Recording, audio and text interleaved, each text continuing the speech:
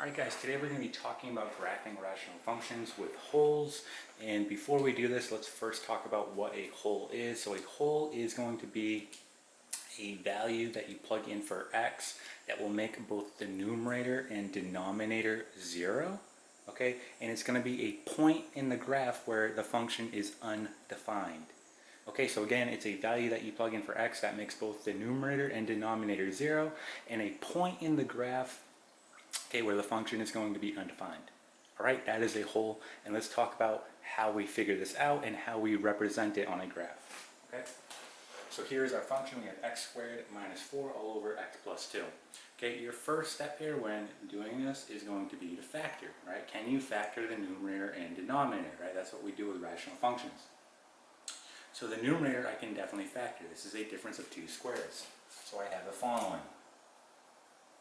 F of x equals, right, this will be x plus 2 and x minus 2 all over x plus 2.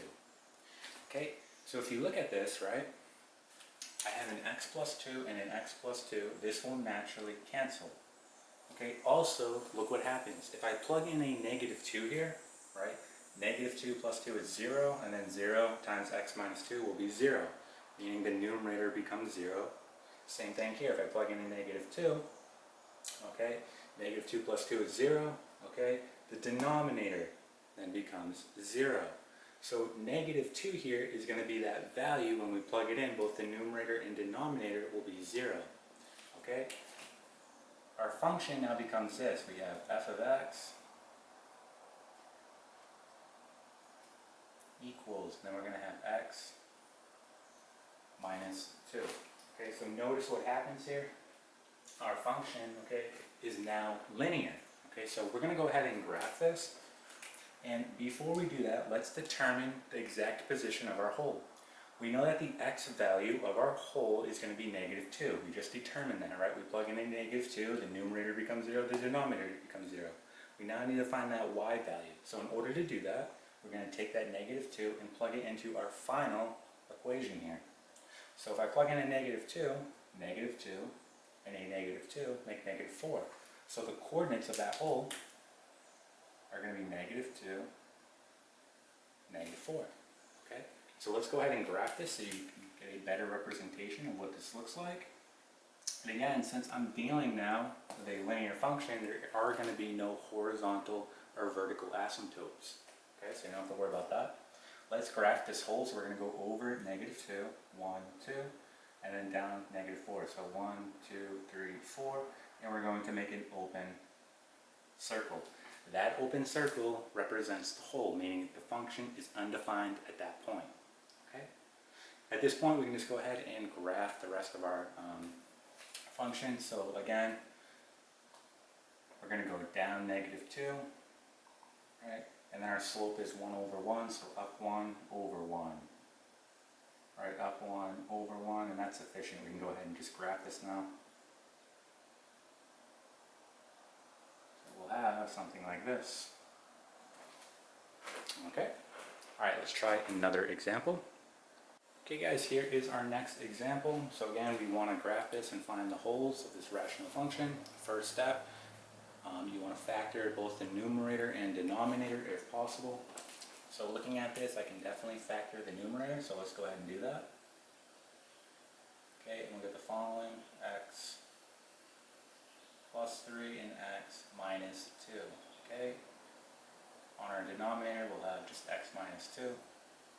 Alright, notice what's going to happen here. We have an x minus 2 and an x minus 2 that will naturally cancel.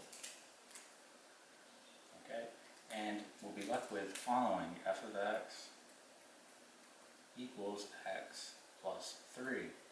Okay, we're left with a linear function here, meaning there are going to be no horizontal or vertical asymptotes. Okay, let's figure out our hole where it's occurring. So again, your hole is going to be an x value that makes both the numerator and denominator 0. So if I go back to this point here, okay, what would I have to plug in for x to make both the numerator and denominator 0? Okay, well, I'd have to plug in a 2, right? If I plug in 2 here, 2 minus 2 is 0, and then 0 times x plus 3 is 0, right? So that would make the numerator 0. If I plug a 2 here. 2 minus 2 is going to be 0 on the denominator. Okay, so your x value of your whole is going to be 2. Okay,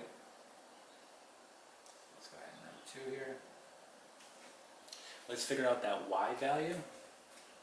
So in order to figure out the y value, you plug in your x value of the whole into your final function. So 2 plus 3, that will be 5.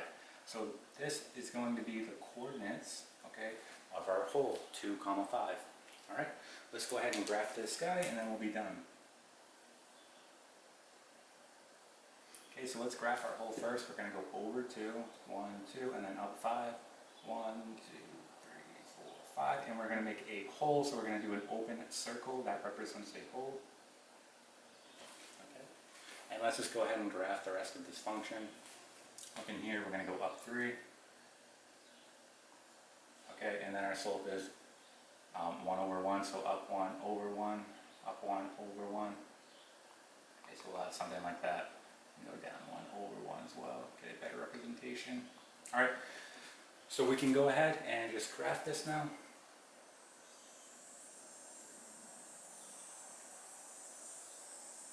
Alright, and this is now complete. So again, the open circle represents a hole on the graph. Alright, and that is it.